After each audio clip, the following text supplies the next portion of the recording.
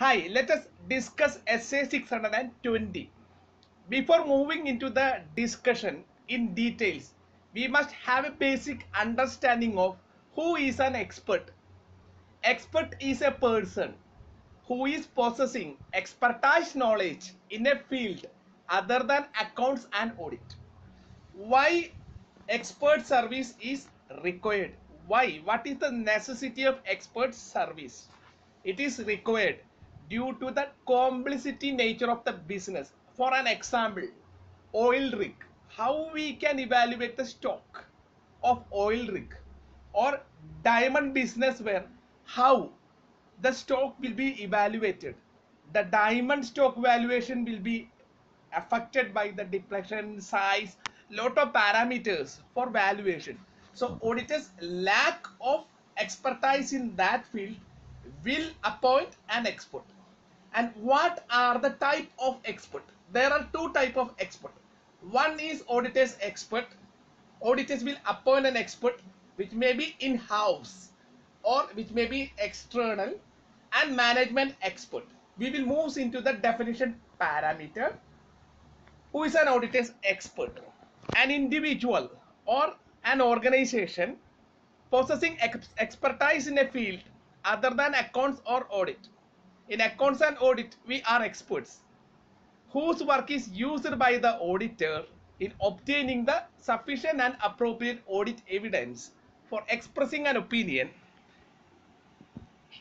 The audited expert may be an in-house or an external expert. And who is a management expert?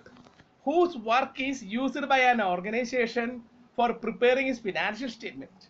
See, what are the example? Could I give an example? Yes, is an actuary.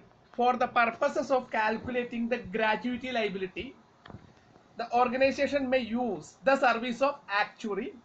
The organization HR people will give the source data such as employee name, age and other parameters. On that basis, actuary will work out and arrives at the liability portions.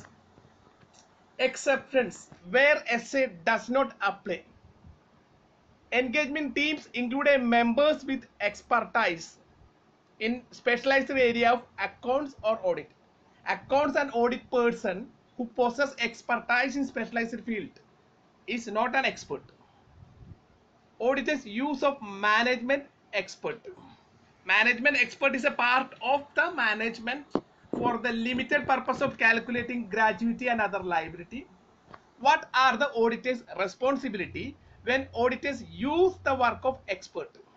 Auditors has sole responsibility of expressing his opinion.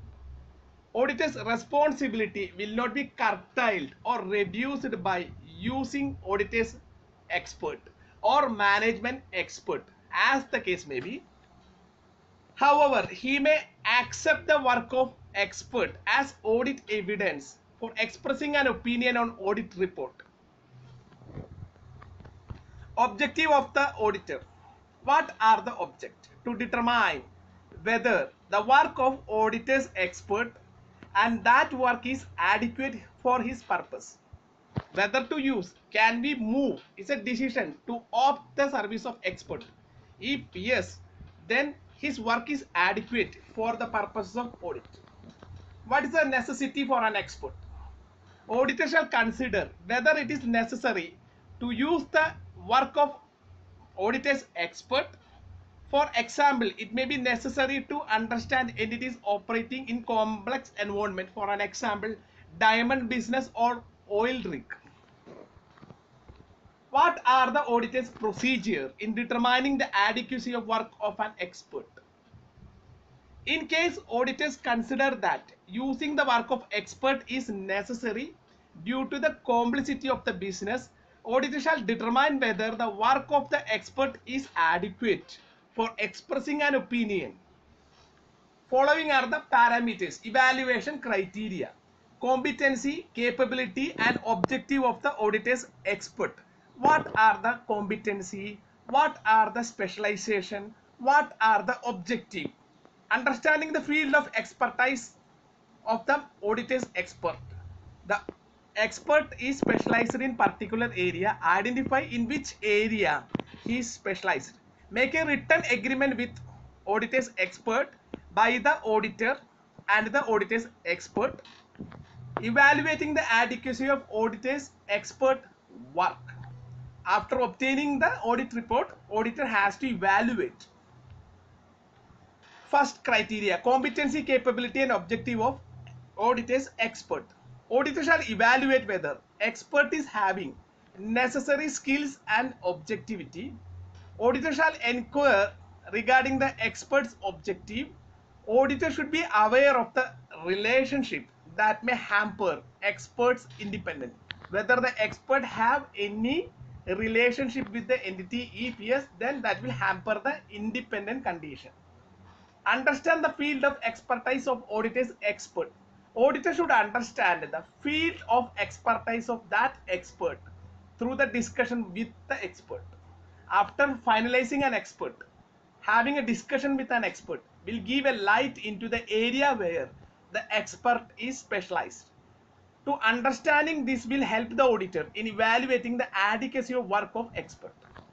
After identifying which area the expert is specializing, then that will help in evaluating the adequacy of the work.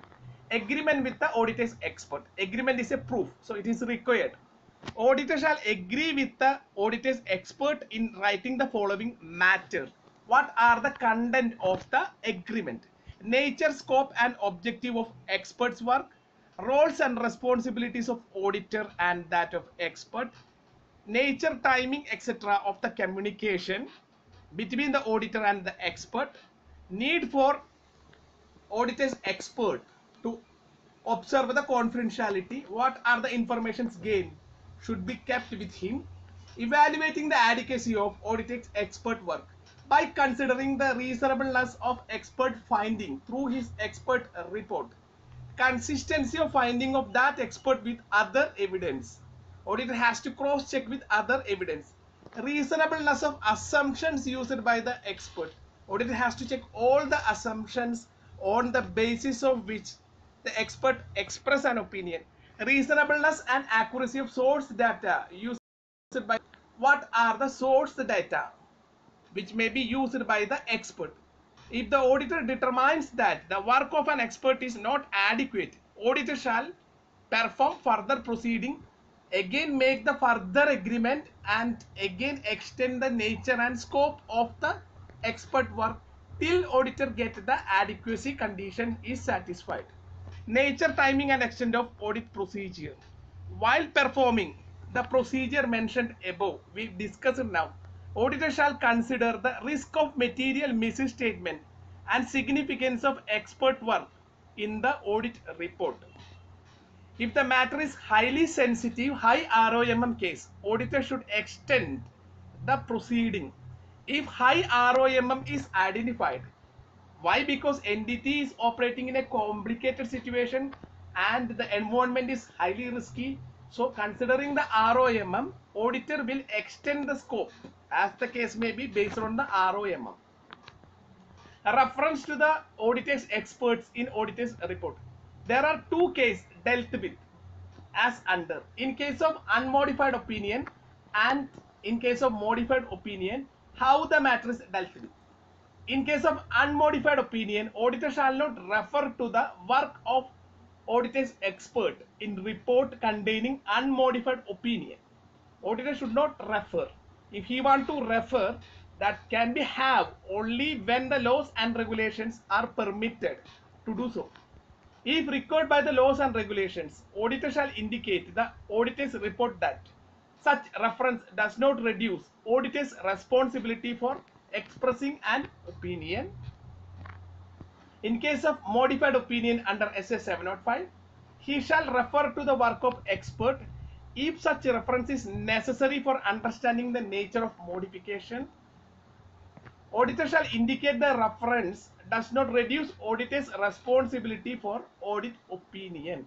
These are the matters dealing with auditor's expert. In case of management expert, auditor has to check some other parameters. Auditor has to check the source data, Auditor can question the opinion expressed by the management expert. So this is our small discussions about SA 620. Thank you for watching the video and have a nice day ahead.